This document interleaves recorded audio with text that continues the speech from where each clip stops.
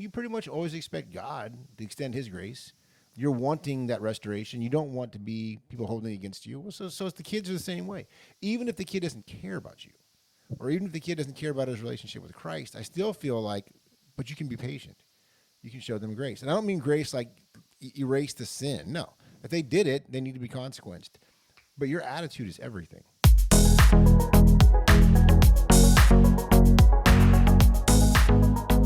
All right, everybody, welcome back to the podcast. My name is Silas. And I'm Aaron. Oh, And I'm Zane. If you feel comfortable, you can always call Dad. Yes. It would make us feel weird. Yes. So, my mind is like kind of stretched, not focused. We have a good comment to reply to this week. ooh. Yeah, so we were talking about navigating family faith differences, and we were, it was in one of our recent episodes where we were talking about grandparents, but we had somebody in the comments ask this question. What if my wife is a believer and I don't know that I am, but I'm all for my kids being believers or them not being believers? So that's presumably a dad asking this question about. He's just asking, kids. what if? Yeah. Like, what so if what? so our video is talking about what do you do Right. if you're believers and you have kids that want to spend time with their grandparents. What does that dynamic look like if the grandparents aren't believers? Right. But what does that look like when you have one believing spouse and one spouse that doesn't believe? Well, his attitude sounds good in terms of he's okay with them being believers. But when he says he's not sure if he is, that's a pretty good sign that he's probably not. No offense to him, whoever he is, but it's like I think you would know if you're a believer or not. There could be some doubt in the sense of like about certain aspects of doctrine, or even those creepy thoughts that get in your head once in a while about is God really real? But it's like you're all in or you're all out in terms of faith, being just how God is the God of everything. He's Lord of the universe. So, in terms of his role, I mean, it would be no different. He's just being supportive of. In this case, he's being, I think, in a great way, very supportive of the faith with the kids and the mom. If he's asking questions, should they be around the grandparents who are not believers? It'd be the same as with him. I mean, they're his kids, but the same as with him in the sense of if you're not a negative influence in terms of filling their minds with like against Christ or things that are inherently evil, then why would you stop any kind of relationship? They're your family. A lot of teaching moments. It'd be tough. A marriage that's unequally yoked is really tough. The wife is told, or husband, depending on which is the believer, to remain in the marriage. So you're not looking to end it, but that's hard. There's a lot of unforeseen roadblocks come up and just make it tough. But it sounds like he wants to work within what the mom has as her belief system. So I mean, she's blessed in that regard. Yeah. I'm not sure what his question kind of is though. I just encourage them all to continue with it. Keep planting seeds. Yeah, it's more like a presentation of circumstances. Here's what we're doing. Kind of weird. Yeah. Where was that comment from? That was from TikTok. Oh, we have a TikTok. Mm-hmm. So So you're if still you're out not- there, Mr. you. TikTok. Thanks for being kind to your wife and encouraging the kids. Yeah. But we do have a TikTok, so if you haven't followed us on TikTok, but you like TikTok, go follow us there. I don't think I follow us on TikTok. I don't think I'm on TikTok. What is TikTok? My That's what only clocks TikTok say. account is our account, but There you go. there's Well, a there you lot go. of people on TikTok. That's true. So, today, what are we talking about today? So Humility. today we're talking about humility, specifically in parents. Yep. So this is kind of a sensitive topic. We like tackling those in our podcast.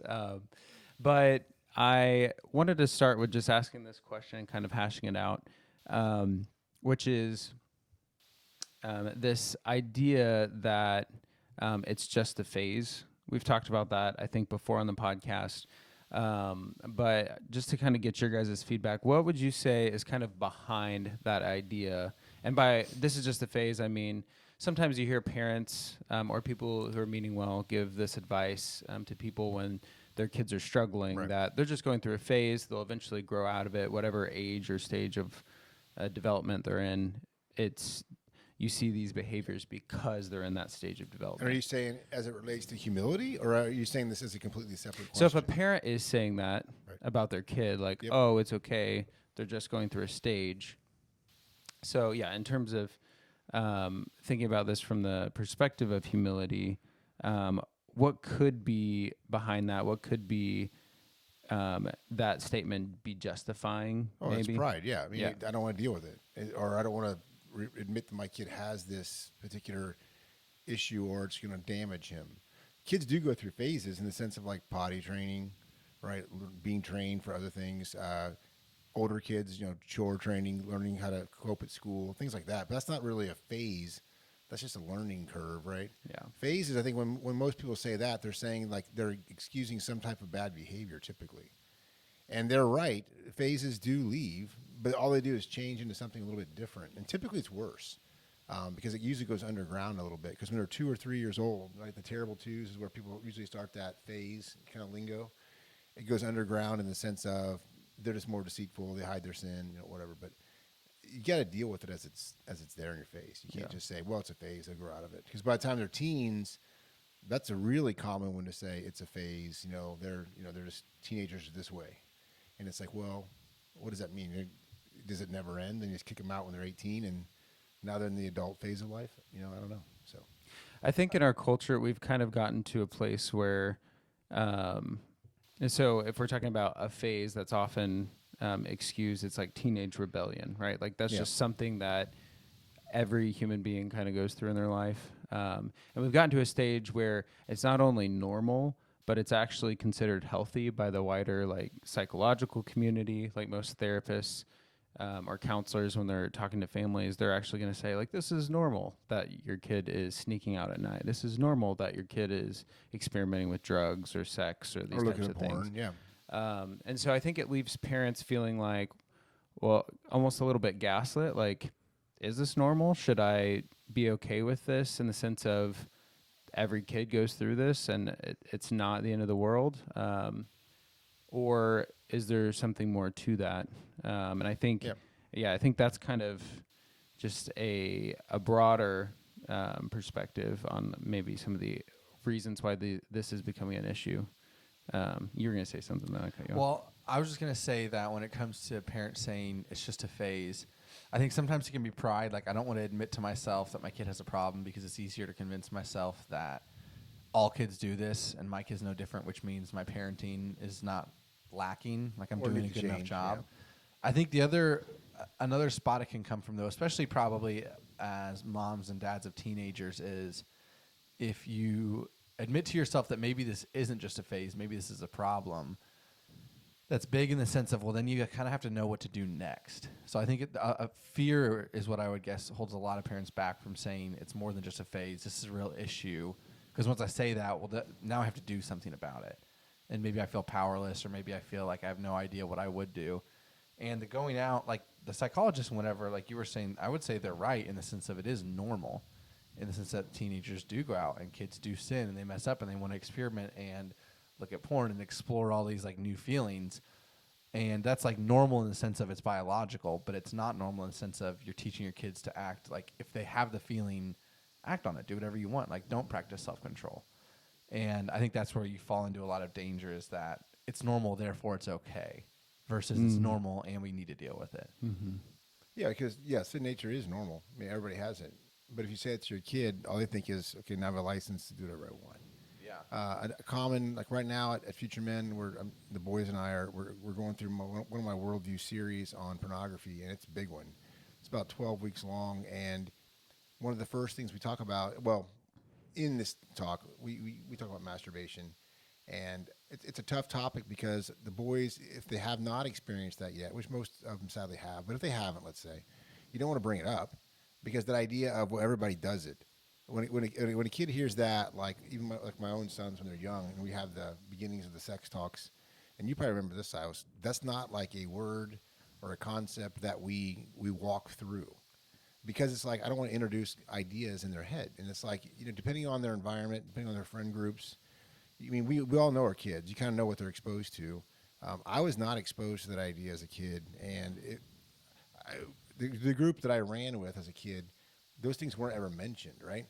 But it was very much already common lingo to say, even back in the 70s, right? Everybody does it. Whoever says they don't do it is lying. And that's like any phase, right? I'm just using this as an example because it's pretty relatable.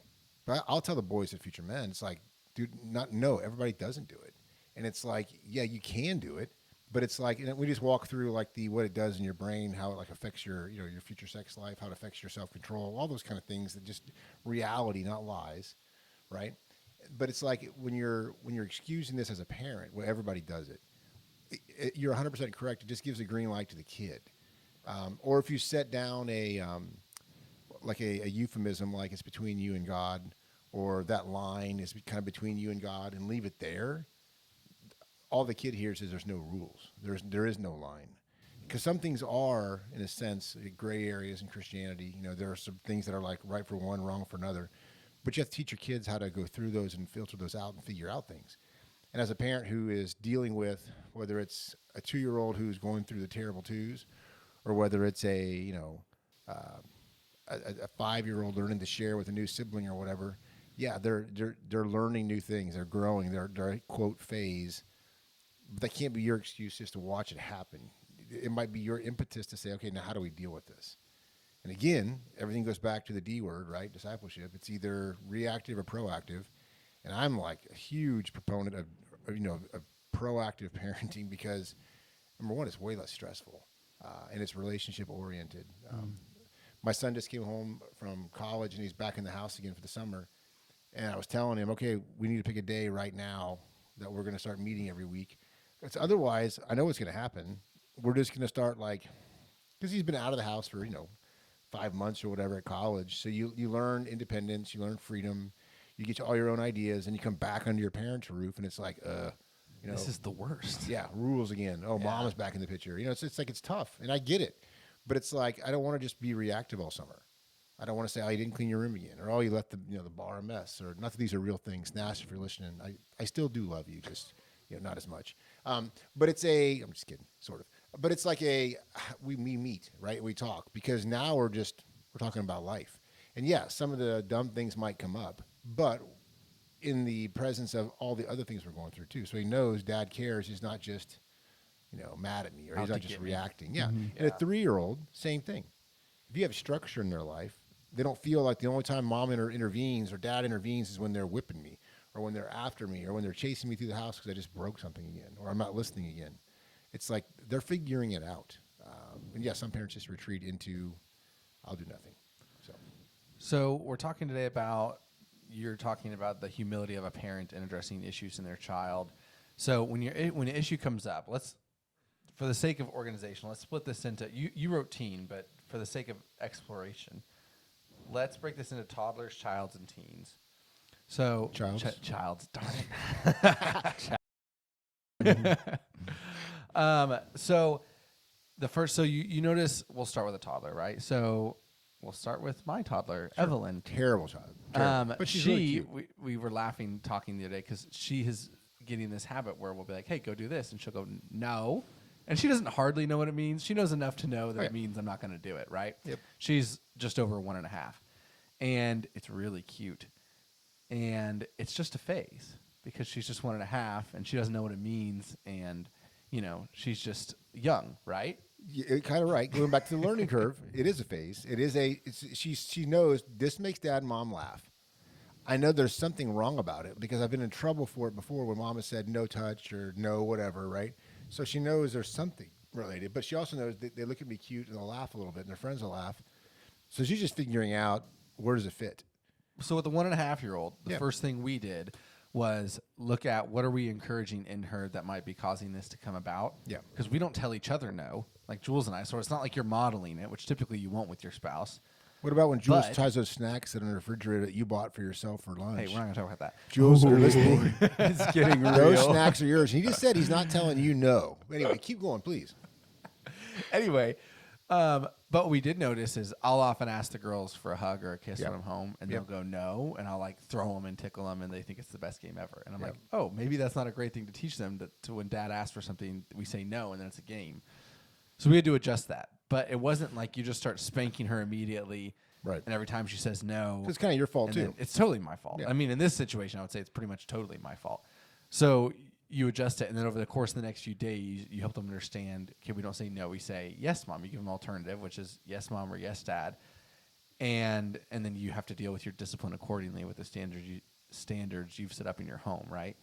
And so that's how you do it with a toddler. What about that's kind of the Stay on toddler easiest. just for 1 second, because they are also, and this is where it's tough for us as parents. They're learning humor, and we want our kids to be funny. We want our kids to be cute. Not just funny looking. Yeah, so you got to just pick the areas that you can encourage humor in, and probably refusing to do something you've asked.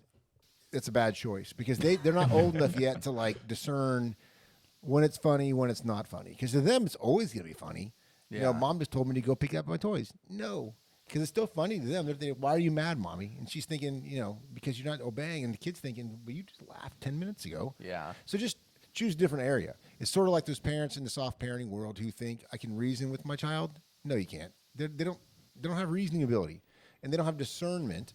So yeah, with the kids, just pick a different area to grow their humor in, and that doesn't take too much, talent on your part to figure out what that is. And it's not like you don't have to be legalistic about No. it. But it's just I think ultimately it's a behavioral thing, but also it can be a safety thing. Like we were in the parking lot yesterday and I told Evelyn, sit down because I had my hands full of Belle. And she sat down and said, "Yes, Dad." Well, I don't know if she said yes, Dad. That might just be me. Yeah, wishing probably she not. was very But it's well good for the behaved. podcast. But she sat said down. yes, She Dad. did obey, Quickly. right? And so versus looking at me saying no and then running farther into the parking lot, which could be an issue. What about a child? How do you do? So that the first step in that was us looking at ourselves. What are we doing in front of her that's teaching her this? Sure, that's the humility part. Is that correct, Zane? Mm-hmm. And with a Your thought? 2-year-old in this scenario, it's way easier than what we're going to get to. But what about a child? So you have a 8-year-old who consistently doesn't do the chores you've set out for them. I've had a lot of 8-year-olds under my care. You actually have at Future Men. They're actually 14, but maybe 8. Yeah, I Yeah. don't know. I mean, I think it's pretty. Honestly, you can correct me if I'm wrong, but to You're me, wrong. it's the same. It's just it is. you're dealing with maybe bigger issues at each stage. So Yep. instead of just saying no, it's now like I'm not getting out of bed in the morning, or I'm not, Yeah. actually being helpful around the house, or different things like that. That old saying, the chickens are going to come home to roost. Mhm. Man, when they're 14, 15, Yeah. 16, it's like, it's just hard because you just feel like you're losing your kid. But you're not losing them at 14, 15. You're losing them at 8, and before that at 4. So just, consistency growing up through this. Now, if you're in the throngs of it and you already have a 15-year-old, who cares? Just start today, and we'll give you some pointers. But sticking with the child, when the kid, more of the 10-year-old kid, right? I think it's a matter of when you first notice it happening, and hopefully before it's a pattern. But when you first notice the inconsistency, typically you'll get the I forgots, and maybe the first time, especially if there's some kind of circumstance, they're up late, whatever. Maybe there's one I forgot that you're like, okay, I get it. You're a human being, right? And you could just tell them, I forget things too. That's where the humility comes in. Offer a little bit of grace. But it's if there is no real excuse in terms of they just chose not to do it and I forgot becomes what they say, then you got to have a known set of consequences already. Don't wait till you're mad.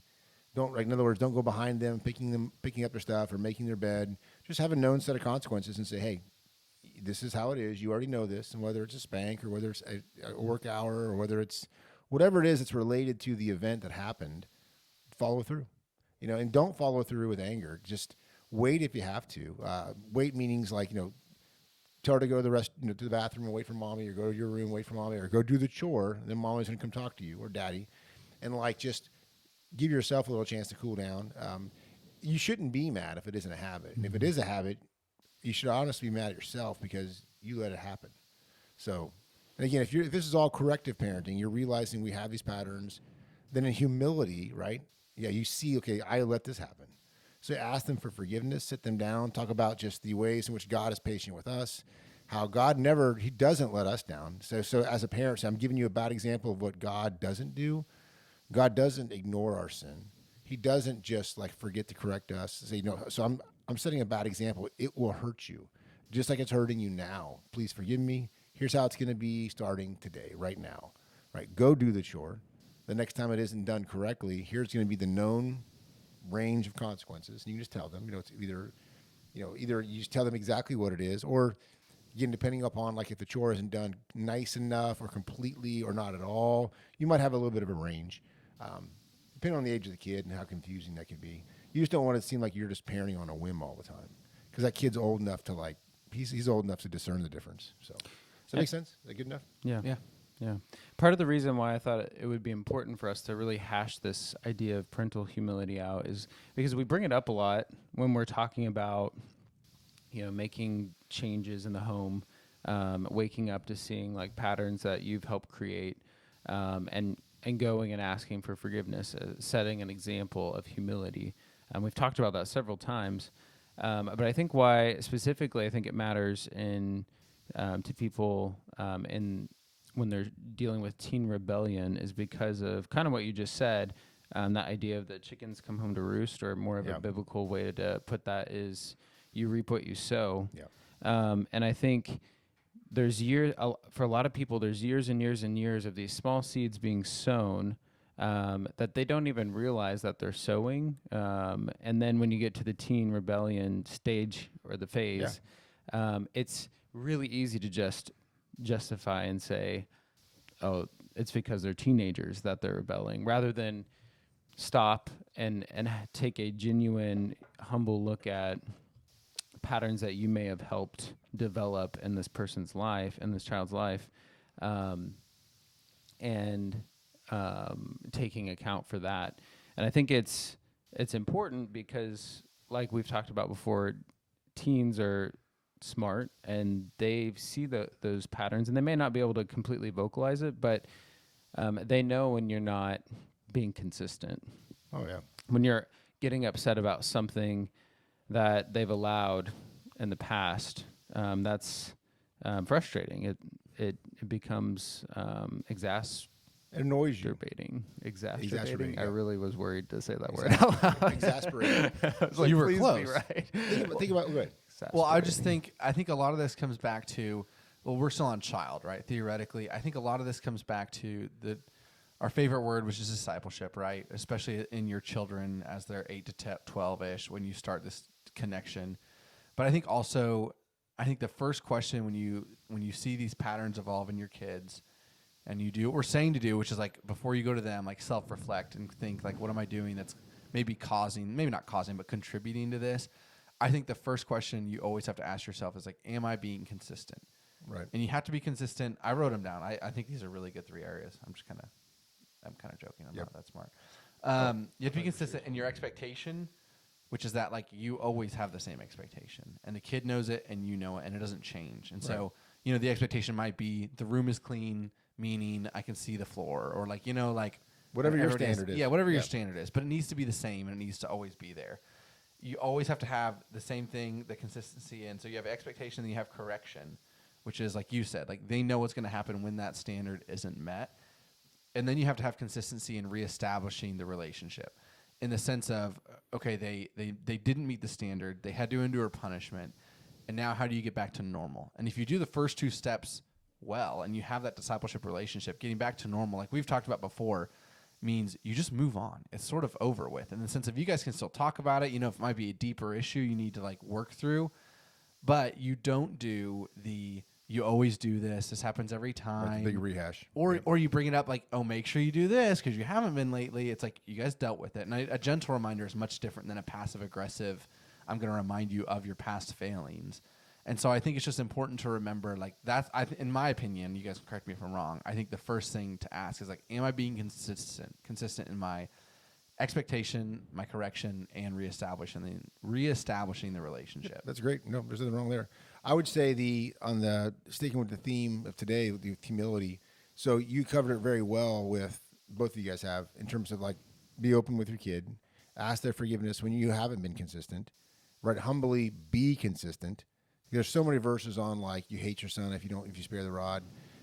If you don't discipline your children, right, they're bastards and not sons. I mean, there's so many things that are like, do your job. But the second part of humility, which this is what I tell my staff, literally, Zane's heard this a million times. Every staff meeting, I'll remind them, or almost every staff meeting, because I'll sense the frustration. A staff brings up like a particular kid, or maybe a particular behavior that 2 or 3 of the kids are exhibiting right now. And they're just like, they're tired of dealing with it. We've already told them a million times. And at Future Men, right, all the staff are required to be in discipleship relationships with the older staff. So the mentors are in discipleship with the directors are in discipleship with me, and it's like, because we need it too. We're not above it. So the first thing I always say is, man, when you feel exasperated by that kid, Zane, what do I say? Go what? Go to the bathroom and do what? Breathe. I don't know. Maybe I haven't set You it do up. always say this. Go to the bathroom And and look in the mirror. look. Oh yeah. Look Yeah, in the mirror. look in the mirror, because it's like you're no better.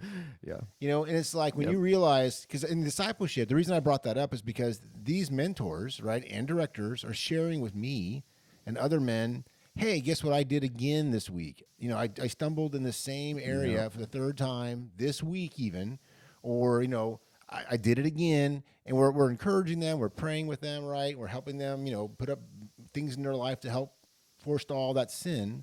But I'm like, you pretty much always expect God to extend his grace. You're wanting that restoration. You don't want to be people holding it against you. Well, so it's the kids are the same way. Even if the kid doesn't care about you, or even if the kid doesn't care about his relationship with Christ, I still feel like, but you can be patient. You can show them grace. And I don't mean grace like erase the sin. No. If they did it, they need to be consequenced. But your attitude is everything, right? I mean, I've taken kids out. I've done this with Silas when he was a little boy. You remember this? It's like you can be in trouble going to the bathroom for Spanx or whatever, right? And it's like we're having a conversation about something different. I can be walking a kid out to the treehouse, you know, future men who's just got a big consequence, and laughing and joking about something completely different. Because it's, in a way, it doesn't matter. It's like, well, you knew the consequence. You did the crime anyway, so we don't need to be upset at each other. How do we fix the crime, right? We're doing that now.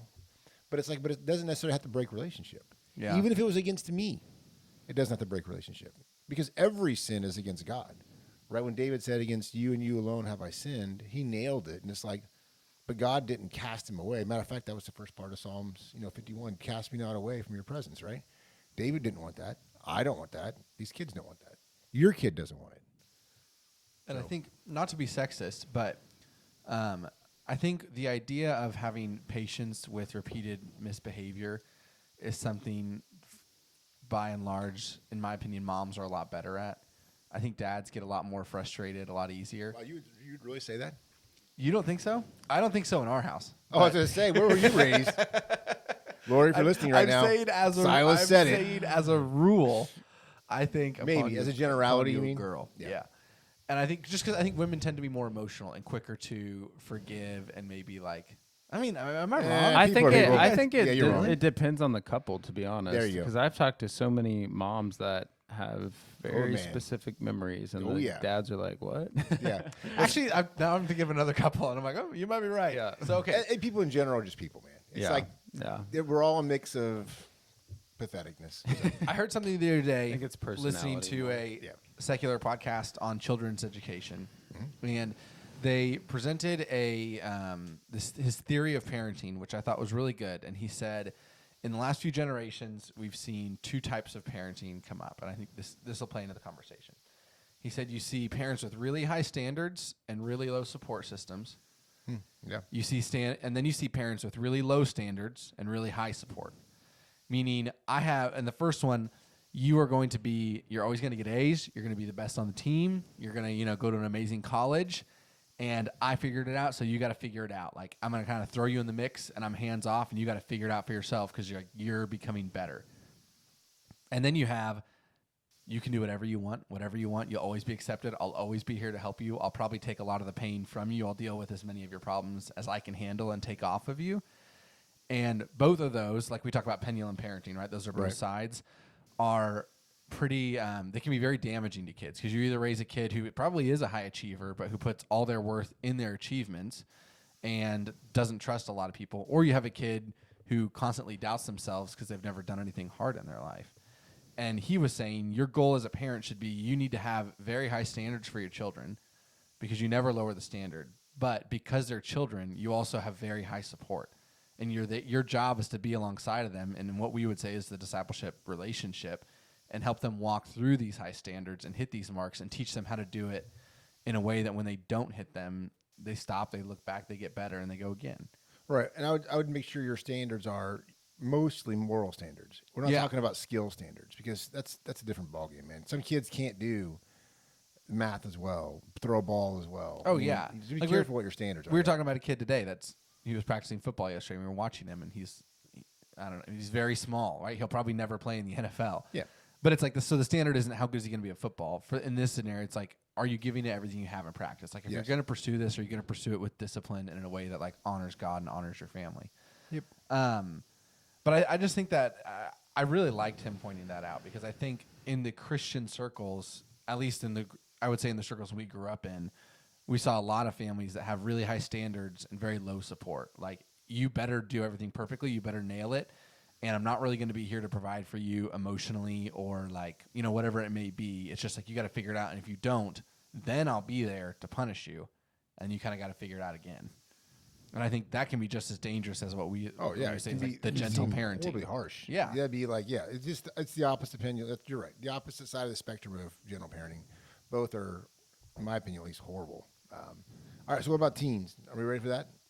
So, teens. I mean, truthfully, there's not a lot different here, other than you're dealing with a much more emotional person and stronger-willed, I would say.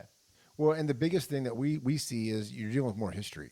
Yeah. So they're more used to you not holding the standard tight, and they've grown to enjoy that in the sense of, well, I did this last week. What are you mad about? Yeah.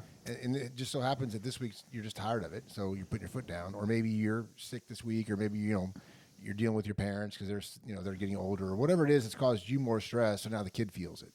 So it just goes back to humility again. You just got to what are you gonna say? Zane? Well, I was gonna say I want to read Yeah. a few verses real quick. To We'll help do it in kinda Matthew frame this 7. I idea. think it'd be Yeah. good right now. Yeah, Matthew 7, 3 Yeah. through 5 says, "Why do you see the speck that is in your brother's eye, but do not notice the log that is in your own eye?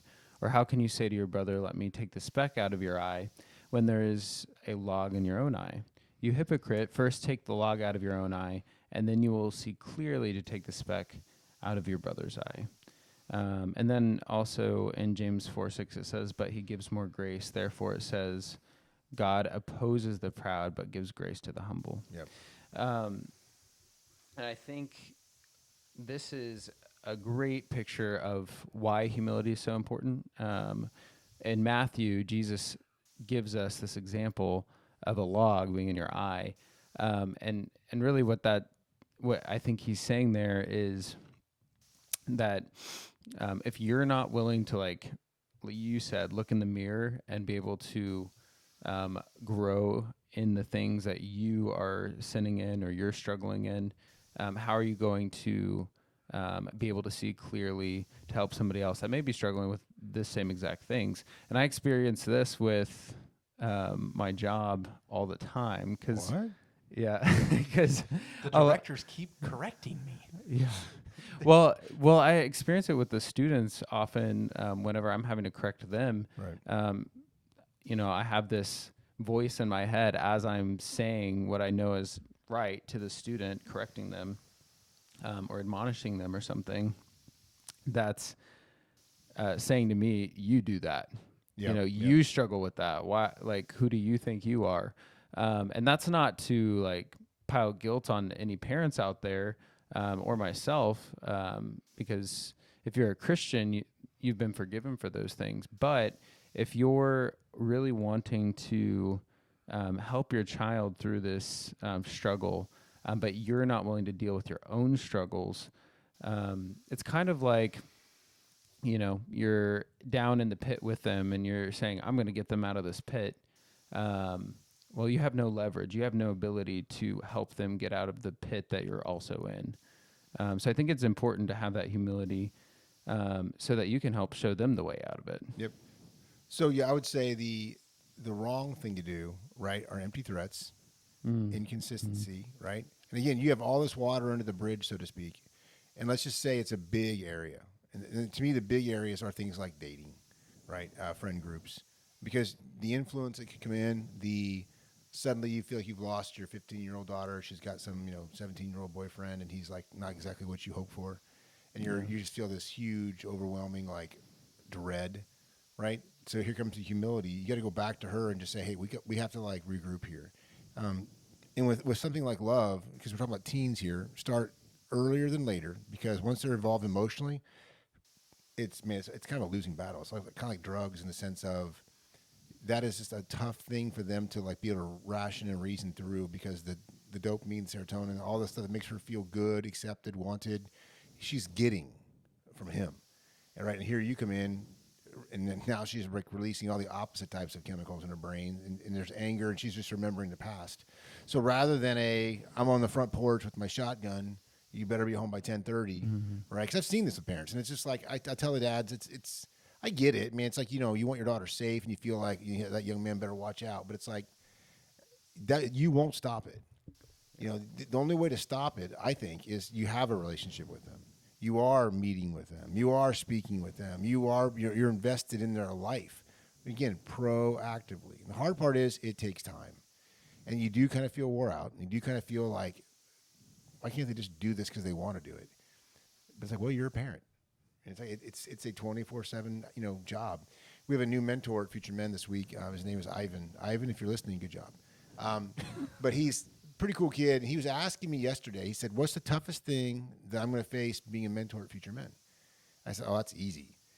It's not like living in the rooms with the kids. Oh, that's tough. It's not just the smells or whatever. Cause there's a bunch of boys. That can be tough. But what it is," I said, "is you're basically a parent." And I said, "You live in a house where they live, which means you're never off." I said, "That's the toughest thing about being a Future Man. You have to find the balance between the difference between a kid coming to you saying, 'Hey, will you check my chore?' and you're not on, or 'Will you help me with math?' and you're not on." Yeah, you don't necessarily have to do that. Somebody's being paid right now to do that job. But you walk by your room, and one of the kids in your room is crying, or maybe one of the kids that you're developing a relationship with is, out of the treehouse in trouble, and you feel the Holy Spirit telling you, go talk to that kid. It doesn't matter if you're on, right? That's your job. That's why you're here. You want to have an impact on these kids. So parents are never off. And again, you have date night with your wife, fantastic. A lot of times the conversation is about your kids. Or even in the back of your mind, you're thinking of something going on at home right now. It's parenting is tough. But be a faithful steward. Own what you have to own in the sense of, I guess, just being a faithful steward, and let go what you can't control. Because you can't control what they decide to do, how they respond. You can only control like your paradigm within all that. So it's a lot of stuff, but it's just, I just encourage you, parents of teens, well, all the way through this, the little kids to the middle kids to the teens, be proactive, be discipling, be consistent, and you're going to be wore out. You're going to get tired. It's welcome to life. So there's a section, Zane, you have on here where common ways parents will damage connection without knowing it or without realizing it. And I want to get to some of those. But before, it's interesting that I think the distinction between teens versus children or childs and toddlers it's interesting because when I discipline Evie or Belle, right, and they're almost 2, as soon as I discipline them, 2 minutes later, they have totally forgotten it. Oh, and yeah. all they want to do is like be my best friend again. And that's amazing. So it makes it really easy to discipline them because they're adorable. Like you always say, God made kids cute, so you love them. Yeah. Right? Helps you win the game for a while. And when they're children, right, anywhere between like, let's say 4 and 10 years old, a lot of that is still there. It might be starting to leave a little bit. It is. But when they get to teenagers, I think you see that shift a lot where the teen, after punishment, doesn't necessarily always want to come be back and be your best friend. They don't want to come give you a hug and snuggle you and get tickled, right? And the relationship shifts a lot. And I think as parents, I would assume, because I don't have teenagers, you can correct me here, but I would assume as parents, if you're not careful, that's where a lot of the actual emotional connection with your children starts to leave. Yep. And if you don't very carefully and intentionally foster and nurture that, then these mistakes we're about to talk to, you're going to be way more guilty of, because in your head, instead of a 3-year-old who obviously doesn't know better than to put their hands in the toilet again, right now I have a 14-year-old who snuck another vape from another gas station, even though I already told them, and now I'm just really ticked and fed up with it. Yeah. So talk about that a little bit in terms of so the humility in getting there. It would all be just encouragement, to be real blunt, because, and I hate to say this, and if any of my older kids are listening, you can just affirm it. I'm listening. You're not my older kid. Oh. You actually are probably Nice try. You're the middle. You're probably the first generation, if I can say generation, or kid that we switched our parenting to more discipleship oriented. Yeah. Now, we didn't take away anything, right? We still did the family devotions, family worship, whatever you want to call it. We still were intentional, still played and did stuff, fun stuff with you guys. Not trampoline, because I hate trampoline, but a lot of fun stuff, right? But it's like the older kids, the discipleship wasn't there, and Well- it was tough to feel like when a kid was in trouble, you really did feel like the other times that we were sort of interacting was more group oriented, like Yeah. devotions, right? Dinner. And man, going out of your way to be a one-on-one with that kid. I say this all the time. And I was telling Ivan this yesterday. We're setting up a time to meet every week, right? New mentor kid. And I said, because he was just like, well, we can just meet. I said, no. You have to have a time because it won't happen. I'll find something else will come up. You'll be busy. Give me a time. So we set a specific time. And with you, I started doing that. With you on down. And here's what's cool. You included, you, Eli, and Asa, and all, I mean, not Asa, Hawk, and all the younger kids, honest to goodness, it's like we've gone through some hard stuff. But I have never really felt like the relationship is broke here. Or this is unmendable. Or I'm still mad. Yeah. You know, I'm thinking of one kid in particular was some pretty rough stuff in our family going on at the time. But I remember walking back down from dealing with some stuff up in the shop or whatever with him. I'm feeling great, and I love this kid. And it's like I wasn't mad. There was good relationship because I knew I'm going to come back up there in a little bit, and we're going to be going through a book together. We're talking about stuff. There's a pathway out of this error. Yeah. And that's how God loves us, I think. I mean, he's always with us, right? The Holy Spirit resides within us. And I honestly think that's the difference. And it's like if you can develop this, you'll save the relationship. I was telling a dad this week, he's been on the phone with me probably for the last year and a half, going back and forth. Should I send my kid Long. Is he on right now? on the phone? Yeah, He's he is. He's still on there. hold. He's a great guy. And he's like, he's been looking at Future Men. Do I need to send my son to Future Men? I always tell him the same thing. No, because right now he's still willing to listen. Yes, he's in trouble all the time. Yes, he's like, he's doing some, stuff that he should not be doing. But his life isn't in danger, right? He's not doing something that could become addictive that you need to remove him from the environment. Family's not in trouble, right? So you still have his ear. You're still meeting with him for discipleship.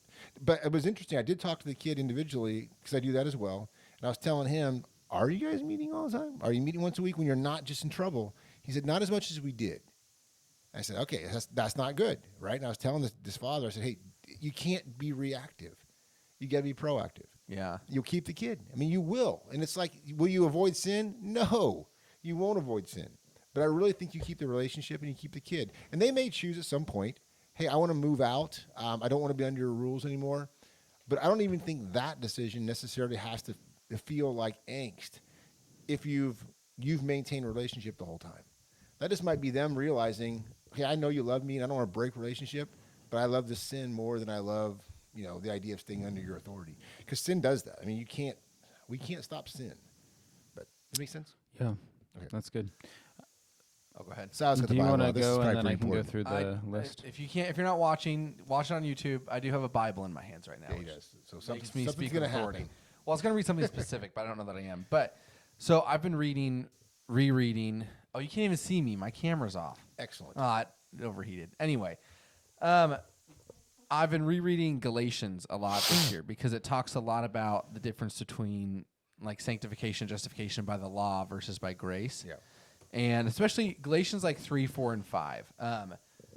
As a parent, I think it's really hard in these moments because you have to balance both, right? Like you're teaching the kid they have to maintain the standard or quote unquote the law, right? But you're still practicing grace and you're still practicing forgiveness. And so back to what you said about encouragement, like go read Galatians, read it a lot. I mean, this is probably the 4th or 5th time I've read it this year. But I just think it's super helpful in learning. Don't be discouraged in this balancing act because I think you would talk to any older Christian, older meaning like grandparents, 70, 80, 90 years old, and I think they would all tell you they still haven't got it figured out in balancing like how do you serve a God who's fully paid for your sins, yet you still serve to adhere to the law out of love for Christ and a desire to glorify him rather than a desire to justify yourself. And so I think don't be discouraged in fighting that battle with your kids or feeling like, are we too legalistic or are we too grace-filled? Like what you said, with what changed with me, like the new generation of children, sounds so like new age. We had a lot of kids. We had 14. So there's several generations. It really is generations. But I think the difference was, like, we talked about the high standards and low support versus high and high. And I think your standards remained exactly the same. If anything, your standards actually maybe increase a little bit because they're not just words on a paper. Now they have more emotional connection to them because you're connected to your kid. But that high support comes right alongside it. So it's not, you messed up, I'm so disappointed in you, how could you ever do this? It's like, dude, you messed up. This is part of life. Let's get back on track. Let's figure this out. Let's ask for forgiveness where we need to, and then move on. That's and awesome. I think that's such, like, I don't have teenagers, but when I look forward to that time, to me, I'm like praying that this is practiced in our lives, because to me, that seems like a relationship I want with my kid, not the, you didn't follow the rules on the paper, well, now I'm going to discipline you, and that's our interaction for the week, so I hope you enjoy it, you know? So are we ending? Is that right? Yeah, we're getting there. So I want to say one last thing, and Zane, I want you to like add your little color to it too, because you work at Future Men too. So here's the encouragement. So again, we work at the boarding school, Future Men, and all our boys are between 14 and 21 years of age, and they come to us with some glaring like issue that the family's dealing with, whatever it is, some minor and some more severe.